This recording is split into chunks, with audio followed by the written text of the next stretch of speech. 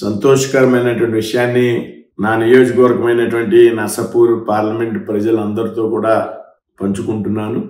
ఏదైతే మనం ఎంతో కాలంగా ఎదురు చూస్తున్నటువంటి చెన్నై నుంచి విజయవాడ వరకు నడిచేటువంటి వందే భారత్ ట్రైను నర్సాపురం వరకు పొడిగించడానికి రైల్వే మంత్రి గారు గత సెప్టెంబర్ 12వ తారీఖున సంతకం చేసి అదే రోజు నాకు తెలియజేయడం జరిగింది. ఆ సందర్భంగా అదే రోజు నేను ప్రజలందరికీ కూడా రైల్వే మంత్రి గారు సంతకం చేశారనేటువంటి విషయాన్ని చెప్పడం జరిగింది.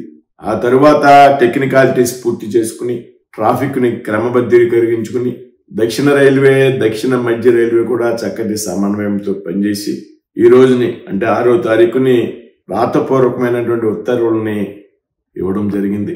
ఇది రైల్వేలకు సంబంధించి నర్సాపూర్ పార్లమెంటు చరిత్రలో ఒక అత్యంత కీలకమైనటువంటి ఘట్టం అనేటువంటి విషయం తెలియజేయడానికి సంతోషిస్తున్నా. ఎందుకంటే భారతదేశంలోనే నర్సాపురం భీమవరం ఒక చారిత్రాత్మక ప్రాంతాలు అయినప్పటికీ కూడా రైల్వే పరంగా లూప్ లైన్ లో ఉన్నటువంటి మార్గం. అయితే భారతదేశ చరిత్రలోనే ఒక లూప్ లైన్ లో ఉన్నటువంటి లైన్ లో వందే భారత్ ట్రైన్ ని ప్రవేశపెట్టడం అనేది మొట్టమొదటిసారిగా జరిగింది. ఈ విషయాన్ని సాక్షాత్తు రైల్వే మంత్రి గారే నాతో చెప్పడం జరిగింది. ఇది రాబోయేటువంటి వారం రోజుల్లో ఒక మంచి ముహూర్తాన్ని చూసి రైల్వే అధికారులతో సంప్రదించి అందరూ సమన్వయం చేసుకుని నర్సాపురం రాబోతా ఉంది. ఈ సందర్భంగా ప్రజలందరికీ కూడా శుభాకాంక్షలు తెలియజేస్తున్నా.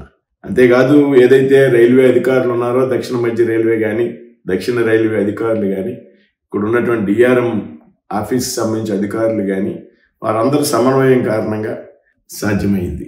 వారందరికీ కూడా పేరు పేరున ధన్యవాదాలు తెలియజేస్తున్నా నర్సాపురం పార్లమెంటు ప్రజల తరపున. అదేవిధంగా రాబోయేటువంటి రోజుల్లో కూడా ఏదైతే సికింద్రాబాద్ నుంచి విశాఖపట్నం వెళ్ళేటువంటి ట్రైన్ ఉన్నదో వందే భారత్ ట్రైన్, దాన్ని తాడేపల్లిగూడెంలో హాల్ట్ కోసం కూడా నేను రైల్వే మంత్రి గారిని సంప్రదించడం జరిగింది. రాబోయేటువంటి రోజుల్లో అది కూడా మంజూరు చేస్తారనేటువంటి విషయంలో చాలా ఆశాభావంతో ఉన్నాననేటువంటి విషయాన్ని తెలియజేస్తున్నాను. అదేవిధంగా అరుణాచలం పెట్టేటువంటి ట్రైన్ ఏదైతే 3 నెలలు ప్రయోగాత్మకంగా మంజూరు చేసినటువంటి ట్రైన్ ఏదైతే ఉందో దాన్ని రెగ్యులర్గా చేయడానికి కూడా మనం ప్రయత్నం చేయడం, దానికి రైల్వే శాఖ అనుమతినివ్వడం కూడా జరిగింది.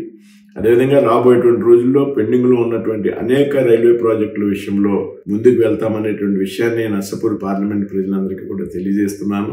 ముఖ్యంగా వారణాసి కూడా ఒక ట్రైన్ మన ప్రాంతం మీదుగా వెళ్ళడానికి నేను రైల్వే అధికారులతో సంప్రదిస్తున్నాను. అది కూడా రాబోయేటువంటి రోజుల్లో సాధ్యమవుతుందనేటువంటి విషయాన్ని తెలియజేస్తూ మరొకసారి నర్సాపురం పార్లమెంట్ ప్రజలందరూ కూడా శుభాకాంక్షలు తెలియజేస్తూ ఏదైతే ఎన్నికల్లో నేను ఇచ్చినటువంటి హామీలు ఉన్నాయో రైల్వేల విషయంలో నేషనల్ హైవేస్ విషయంలో వాటినన్నింటిలో కూడా సాధ్యమైనంత త్వరితగతిని పూర్తి చేస్తానని ఈ సందర్భంగా ప్రజలందరికీ కూడా తెలియజేస్తాను. చరిత్ర సృష్టించినోడు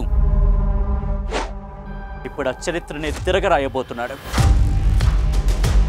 అబద్ధాల గోడల్ని బద్దలు కొట్టి నిజాలను రాగా మీ ముందుంచబోతున్నాడు. నిజమైన వార్తల కోసం వెంటనే డౌన్లోడ్ చేసుకోండి రా యాప్ని.